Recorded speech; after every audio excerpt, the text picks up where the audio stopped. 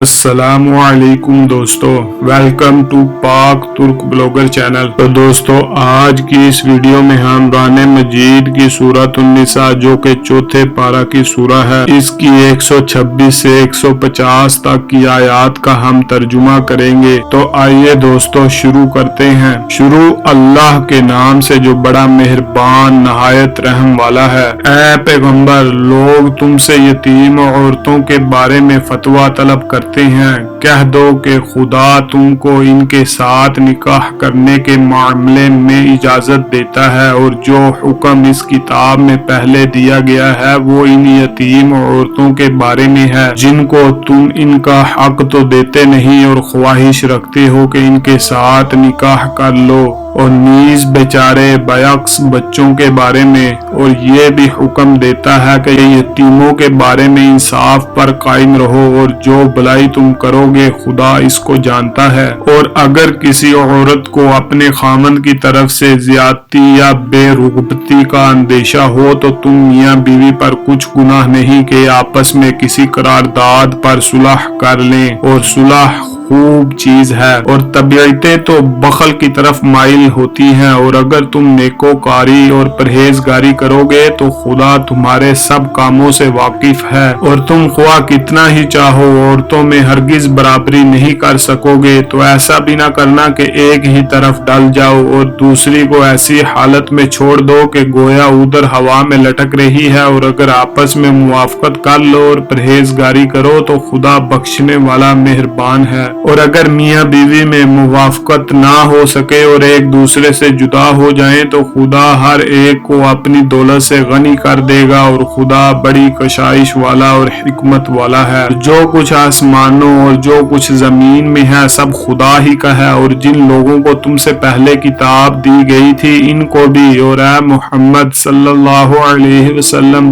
تم کو بھی ہم نے حکم تاکیدگی کیا ہے کہ خدا سے ڈرتے رہو، اور اگر کفر کرو گے تو سمجھ رکھو کہ جو کچھ آسمانوں میں اور جو کچھ زمین میں ہے سب خدا ہی کا ہے، اور خدا بے پرواہ اور سزاوار حمد و ثنا ہے۔ اور پھر سن رکھو کہ جو کچھ آسمانوں میں اور جو کچھ زمین میں ہے سب خدا ہی کا ہے، اور خدا کارساز کافی ہے۔ لوگو، اگر وہ چاہے تو تم کو فنا کر دے اور تمہاری جگہ اور لوگوں کو پیدا کر دے، اور خدا اس بات پر قادر ہے۔ وہ شخص دنیا میں عملوں کی جزا کا طالب ہو اور خدا کے پاس دنیا اور آخرت دونوں کے لیے اجر موجود ہے، اور خدا سنتا دیکھتا ہے۔ اے ایمان والو، انصاف پر قائم رہو اور خدا کے لیے سچی گواہی دو، خواہ اس میں تمہارا یا تمہارے ماں باپ اور رشتہ داروں کا نقصان ہی ہو۔ اگر کوئی امیر ہے یا فقیر تو خدا ان کا خیر خواہ ہے، تو تم خواہش نفس کے پیچھے چل کر عدل کو نہ چھوڑ دینا۔ اگر تم پیچیدہ شہادت دو گے یا شہادت سے بچنا چاہو گے تو جان رکھو خدا تمہارے سب کاموں سے واقف ہے۔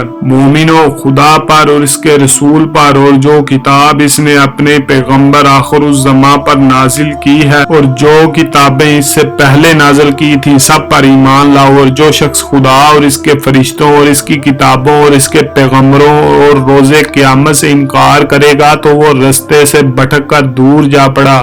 جو لوگ ایمان لائے پھر کافر ہو گئے، پھر ایمان لائے پھر کافر ہو گئے، پھر کفر میں بڑھتے گئے، ان کو خدا نہ تو بخشے گا اور نہ سیدھا رستہ دکھائے گا۔ اے پیغمبر، منافقوں یعنی دو رخے لوگوں کو بشارت سنا دو کہ ان کے لیے دکھ دینے والا عذاب تیار ہے۔ جو مومنوں کو چھوڑ کر کافروں کو دوست بناتے ہیں، کیا یہ ان کے ہاں عزت حاصل کرنا چاہتے ہیں؟ تو عزت تو سب خدا ہی کی ہے۔ خدا نے تم مومنوں پر اپنی کتاب میں یہ حکم نازل فرمایا ہے کہ جب تم کہیں سنو کہ خدا کی آیتوں سے انکار ہو رہا ہے اور ان کی ہنسی اڑائی جاتی ہے تو جب تک وہ لوگ اور باتیں نہ کرنے لگیں ان کے پاس مت بیٹھو، ورنہ تم بھی انہی جیسے ہو جاؤ گے۔ کچھ شک نہیں کہ خدا منافقوں اور کافروں سب کو دوزخ میں اکٹھا کرنے والا ہے۔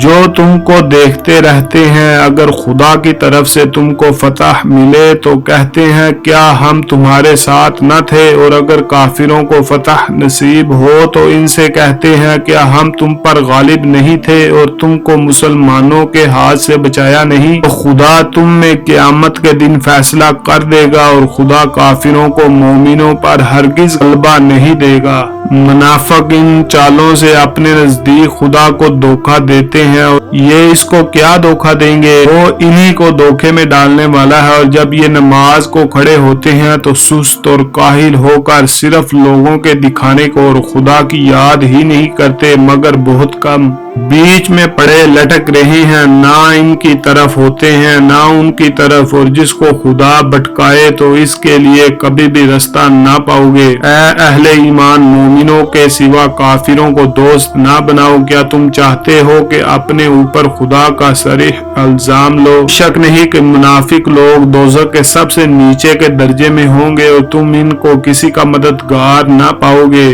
हाँ, जिन्होंने तौबा की और अपनी हालत को दुरुस्त किया और खुदा की रस्सी को मजबूत पकड़ा और खास खुदा के फरमाबरदार हो गए तो ऐसे लोग मोमिनों के जिम्रे में होंगे और खुदा अनकरीब मोमिनों को बड़ा सवाब देगा। अगर तुम खुदा के शुक्रगुजार रहो और इस पर ईमान ले आओ तो खुदा तुमको अजाब देकर क्या करेगा, और खुदा तो कुदरत शनास और दाना है। खुदा इस बात को पसंद नहीं करता कि कोई किसी को आलानिया बुरा कहे मगर वो जो मजलूम हो, और खुदा सब कुछ सुनता और जानता है। अगर तुम लोग भलाई खुल्लम खुल्ला करोगे या छुपा कर या बुराई से दरगुजर करोगे तो खुदा भी माफ करने वाला और साहिबे कुदरत है। जो लोग खुदा से और इसके पैगंबरों से कुफर करते हैं और खुदा और इसके पैगंबरों में फर्क करना चाहते हैं और कहते हैं कि हम बाज को मानते हैं और बाज को नहीं मानते और ईमान और कुफर के बीच में एक राह निकालनी चाहते हैं, वो बिलाश्तबा काफिर हैं और काफिरों के लिए हमने जिल्लत का अजाब तैयार कर रखा है। तो दोस्तों, आज की इस वीडियो का इख्तिताम यही करते हैं। हमारी आइंदा आने वाली वीडियो को हम यहीं से कंटिन्यू करेंगे। अगर आपको हमारे वीडियोस पसंद आए तो हमारे चैनल पाक तुर्क ब्लॉगर को सब्सक्राइब करें और फेसबुक पर हमारा पेज जो कि पाक तुर्क ब्लॉगर के नाम से है इसको लाइक करें। अल्लाह हाफिज।